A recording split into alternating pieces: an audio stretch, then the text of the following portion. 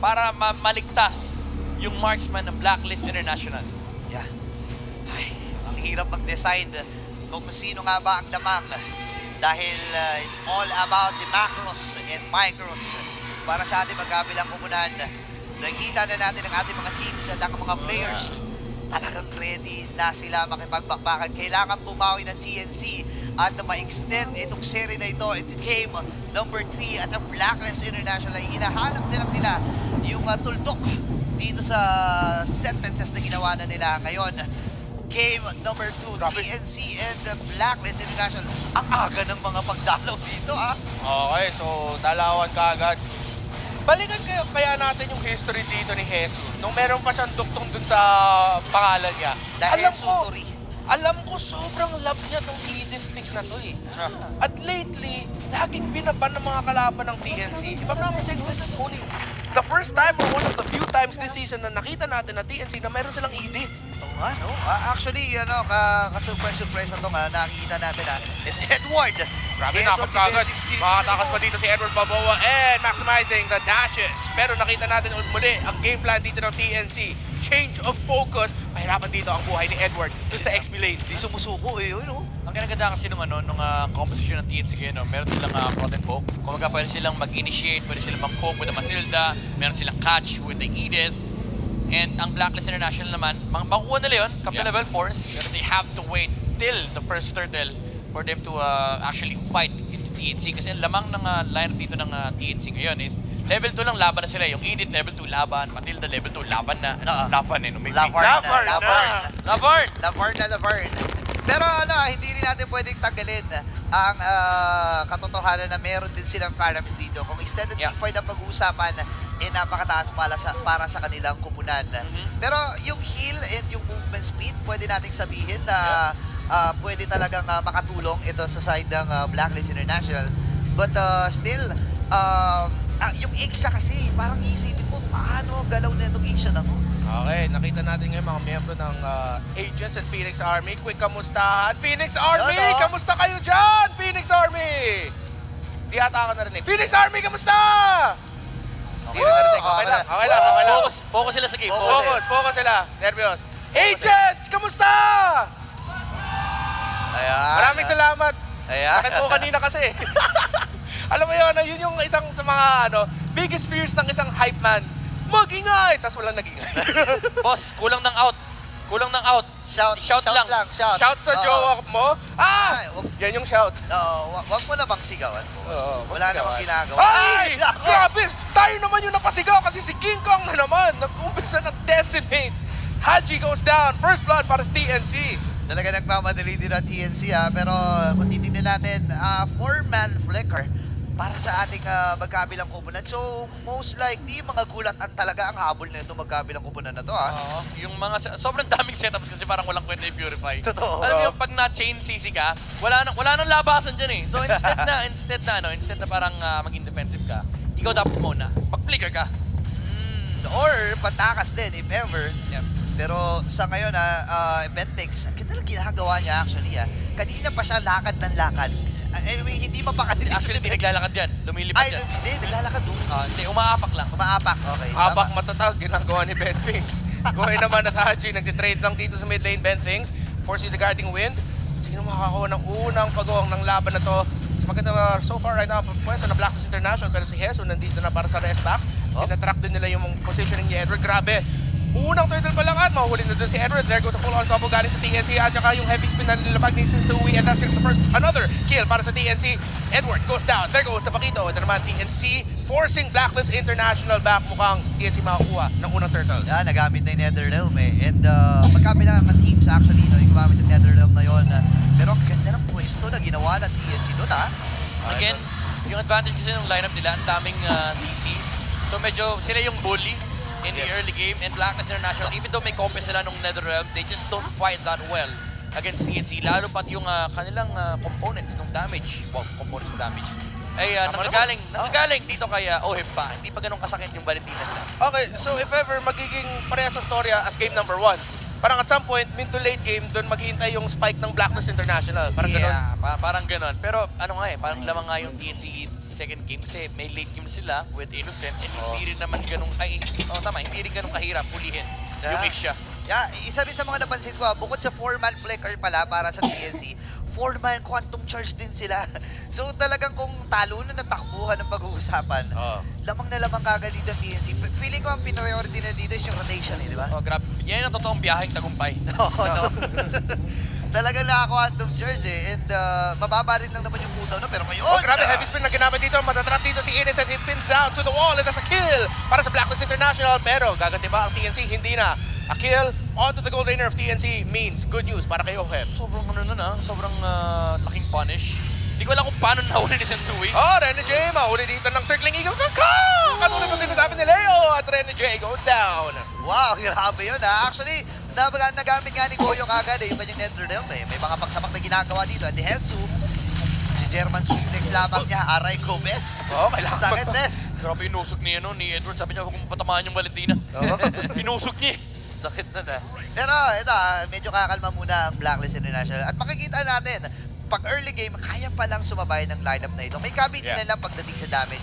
And kailangan mo lang ng right person na targetin talaga. Oh, grabe yung pasok dito ng King Kong at saka ni Bentings. And then gonna be a knockback onto the Valentina. Mahuli doon. Decimate para kay King Kong. 2 kills para sa TNC. Ito yung sinasabi natin na sorpresa. At saka yung mga ginagawa kanina ng Blacklist na mga Matilda lipat nila, kaya din pala ng TNC. Sobrang ganda nung knockback na ginawa ni Bentings towards ni Rafaela para mapalayo lalo. Yeah. Yung Rafael hindi niya ma-heal. Kasi may chance na ma-heal niya yung Valentina, makapag-double dash flicker out, mabubuhay pa. Oo nga eh. Tsaka doon natin makikita yung combo na dala-dala ng TNC. Ang dami kasing option eh. Pwedeng Bentings King Kong, pwedeng Hesu King Kong, pwedeng Hesu Bentings, pero si Sensui ang makikita nila. Hinabol dito yung Panda Sensui, brought down to 50% off, pero Circling Eagle para makalabas dito si Bentings. Alam niya na malalim eh. Nasa tore na eh. Baka mamaya bigla mag-heavy speed dito si Sensui, pero dadamba. And ito mga items natin, ano na ba kapansin-pansin? Meron ng Fury Hammer din si Edward, actually going for a Bloodlust Axe. Yung Pakito, looking forward to fighting into TNC, pero si Oheb dito ay kailangan pa ng maraming farm, even though lamang siya ng gold kay Innocent. Again, carry kasi ito eh. So alam mo yung pakiramdam na pagpatigil ng carry parang lang eh. 10 bits eh. 10 bits eh. Kailangan pa ng bago eh. Kailangan pa ng something eh. And yeah, maganda yung sinasabi mo Midnight, no? Kailangan nila kasi actually ma-punish.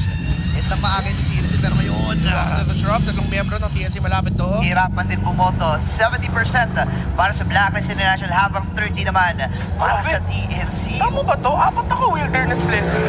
Talagang priority yung ikot dito ha. Oo, pabilisan. Nako, aabangan natin yan sa pagsisimula ng game number 1 para sa ating match, Blacklist International versus TNC.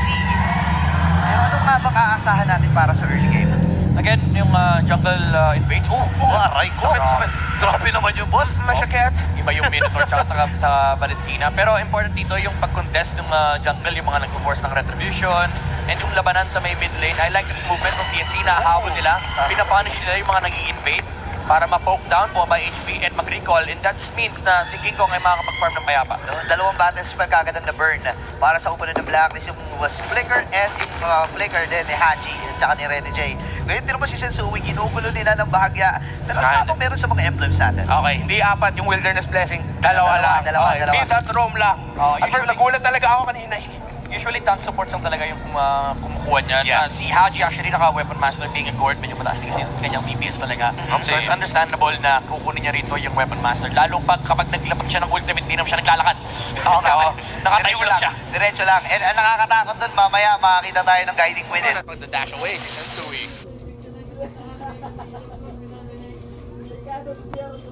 TNC magre-react. Okay, Sensui, malapit pa dito. So alam dito, okay, knock-up. Suplex, Eagle. Sensui, Circling Eagle, ginamit na rin yung Primal Wrath ng Eden.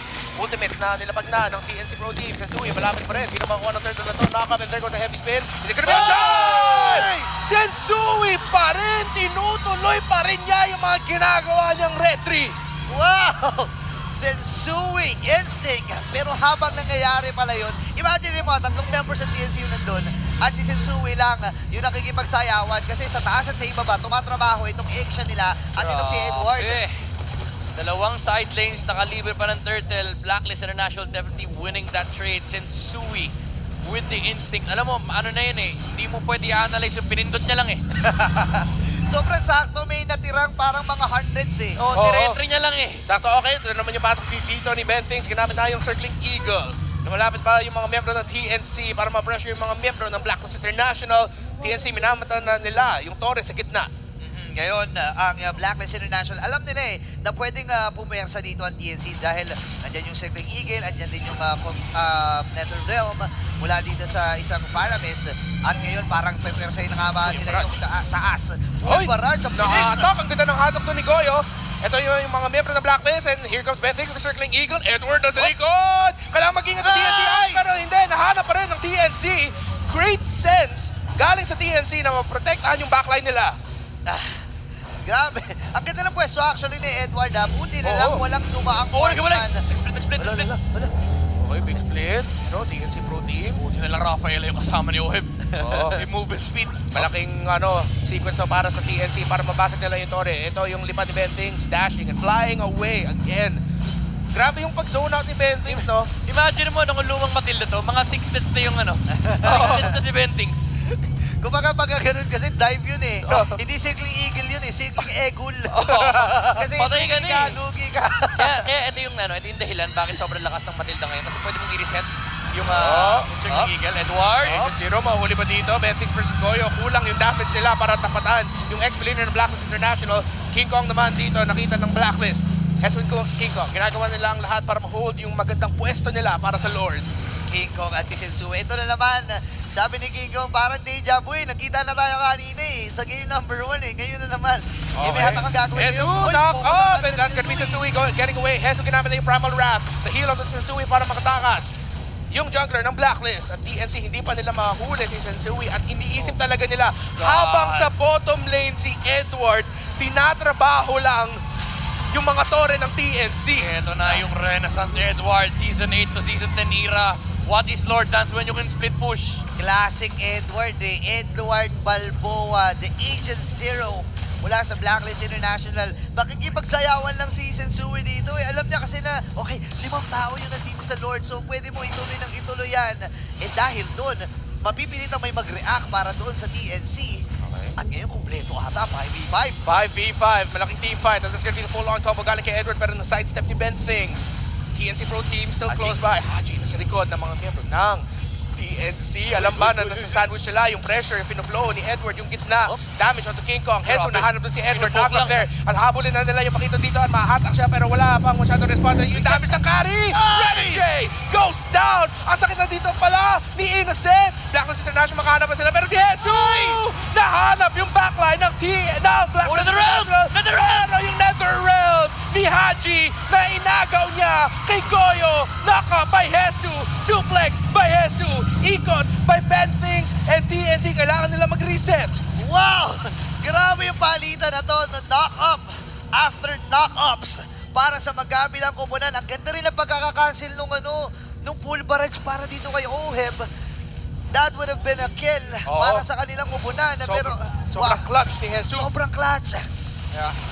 Ganda rin nung save ni Haji with a copied NetherRealm para iligtas si Oheb. Again, sobrang dali lang hulihin ni Ix siya. And gusto ko i-comment actually yung ginagawa ni Oheb dito, no? Yung in and out sa bush. Na hindi niya hinahayaang makita siya ng TNC.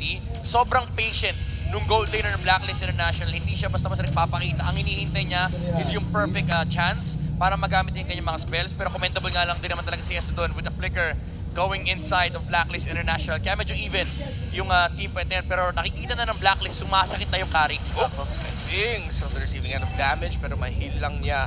At tama, dito naman sa bottom Bottom lane. lane. Ay, may 2v1. Edward makakatakot dito. At ito naman yung go ng Blacklist International para ituloy na yung Lord. Pero si King Kong ang mahuhuli dito ni Sensui. Si Edward ay mahuhuli ng TNC pero mananakap dito si Ohe. Pero hindi pa tapos yung barrage. At yung Lord mapupunta sa Blacklist International. Ito naman yung turnaround ng TNC. Habulin pa nila ang Blacklist. Hindi na. Focus na lang daw sa mid lane kasi meron silang minion wave. May Lord ang Blacklist. TNC may control sa jungle ng Black. Alam nila na kulang eh. Nasabi dito, dalawa sa may bandang ibaba, pwede nating i-go. at naging successful para sa Blacklist International. Innocent. Grabe, sobrang tapang mag-clear ng Lord. Grabe. Pero yun naman yung inanap natin kanina, mas matapang na Innocent at nakita nga natin ngayon. Hesu and Sensui nagsasapakan lang and the Lord Panipin eh. burn. Magkukuban sila, hinahabol pa rin ng mga member ng Black. Sensui, nanakop. Wala pang heavy spin. Oy, hahabol nga ba sila dito? Andun yung mga heals at aagaw ng NetherRealm. Nitong si Haji ngayon reset ang itatawag na magkabilang pupunan, pero dahil doon nakuha na ng Blacklist ang kalamangan, pero di Heavy spin, lumapit doon si Sensui, full barrage, Hesu, nanakop, and that's gonna be a kill! Mahuli doon naman si Goyo, 5v4 na. Lamang ang Blacklist International, Goyo ang nahuli. The surprising go, galing sa Blacklist. That's gotta hurt. Walang purify. You gotta purify that. Oh no. Kung meron sanang NetherRealm ng TNC, pero okay lang. Marami stone siya eh. Mabilis ang mag-spawn. Sobrang bilis lang. And yung literal rise from the dead. Yun nga eh. Alam mo kapag kunyari, nag-ML ka, nag-RG ka, tapos kumakain ka, hindi pwedeng paramis ang gamit mo eh. Oo nga eh. Kasi pag namatay ka, 3 3 seconds buhay seconds ka lang ulit. eh. Isang dakot lang ng kanin yun eh. Hindi ka pa nakakasubo, no? Ay, game na pala ulit. Pero grabe neck and neck yung gold laner natin. Meron ng mga DHS, meron din corrosion side. Pero lamang dito is actually yung Malefic Roar from the side of OHEB. Although meron naman, HP-based damage naman yung dinitil ni Kari. Medyo mas hapdi pa rin yung damage output ni Ixian, lalo kapag nagpo-proc yung kanyang passive, no? Sensui, nagaw. Hanggang dito pa naman, Sensui instincts, lahat na lang. Don't tell me, nakagaw ba niya yun? Yeah, may purple shot, tapos may purple pa dito eh. Mashaket. Ay, nako. Grabe, Sensui, instinct. Lahat na lang ng bagay. Siguro kapag naglalakad sa labas to, ano rin eh, tamang hinala, baka may makasalubong ako dito. Baka may purple dito. Baka may purple dito, wait lang. Pag may nakita siyang tao kumakain, akin na rin yan. Kanina, siguro nagpipishful sila doon. Uy, baka doble, wait lang. Akin na lang to. Pero, again, the 15-minute mark para sa ating laban, TNC and Blacklist International, lamang na 2.4K itong mga agents. Pero again, magkakatalo na ito in less than 20 seconds dahil Luminous na Lord ang pag-aagawan na magkabilang kupunan. Pinaplano ata ang TNC dito. Sabi daw nila, quiet lang guys ha. Pero kami sinusubukan guys. Maingat. Welcome to this episode of Ben Tips guys. Ngayon, isusupresa natin ng Blacklist pero wala. Labasan ng Black. Ayaw nila mag-push. Gusto nilang pumwesto sa Lord. Lord Dance talaga yung maglalabanan ng magkabilang kupunan. King Kong nakapwesto na, pero again, yung problema dito ng Blacklist International is yung catch mula kay Hesu. Grabe! Uy, King Kong. Pero na-catch dito, Sensui already forced to use the heavy spin. Ganun, TNC, gagamitin pa nila yung info na yun na wala ng heavy spin si Sensui. Split. Para makalamang. Nag-split si Edward doon sa top lane. Kailangan pa rin mag-ingat dito ng TNC. Habulin nila ang mga miyembro ng Black. Di na nila itutuloy. Lord na reset. May nag-split pa sa top. Blacklist International, ang ganda ng control nila sa mapa ngayon. TNC, kailangan nila mag-ingat. Ayaw tantanan ng Edward dun sa may top lane. Habang mag-ugoga, habang nag-invite dito ang Blacklist. Let's see. Tignan natin. May talker. Pinuha na dito ni Innocent. Grabe, serbisyong totoo lamang ginagawa ni Edward. Bad news para sa TNC. Their roamer is brought to low pero ang bilis ng region. Yan, ang power ng bagong flash of the Oasis. Hello. Ang lakas talaga ng bagong item sa Sui. Papasok naman. Kong forced to go back. Mortal Sword ginamit na. Nakap. Surge Wrap as well ginamit na rin. Heal force back. Ay, grabe na force back mga miyembro ng TNC. Nako. Delikado kung mag-full contest pa sila dito. King Kong sinusubukan niya pero mukhang naramdaman na ng TNC Circling Eagle galing kay Bethix. Ang sakit na ni Innocent, nakaka-free hit. Pero yung NetherRealm, natulong si Haji. Full barrage, ginamit na rin dito ni OHEB. Goyo goes down. 5v4. Lamang dito ang Blacklist International. 10,000, 9,000, 4,000, 3,000. And it goes to King Kong. TNC Pro Team nakakuha ng Lord. Kaya si Sensui ngayon, ang ipupuntir niya ng TNC. Sino magiging next? Actually, pumasok si King Kong dito. At papatay din nila. Itong si Haji, double kill para kay Innocent. Yup, this is what we mean. Nung pinag-usapan natin yung composition ng TNC, insane catch, meron sila pang reset with the NetherRealm and of course, yung damage output na nagagaling kay Innocent. Kahit pa nag-flicker na siya, pwede siyang ihatid ni Bentings dun sa may bandang likuran para lang maabot nila yung mga targets na kailangang patayin. Oh no. Ito Ito na ba? TNC Pro Team. It looks good para sa kanila. Barrage. OHEB ginamit ni full barrage. Grabe ang sakit ng damage ni OHEB. Pero yung pasok dito ni Kikong and Goyo and Jesus sobrang perfect. Nahuli to si Edward. Makaka-defense pa ba ang Blacklist International kasi mukhang TNC makaka-free hit dito si Innocent. Wind of Nature. Focus sa base. TNC rising from the dead. Retry from the dead. Game number 3. Wow! And that winning moment is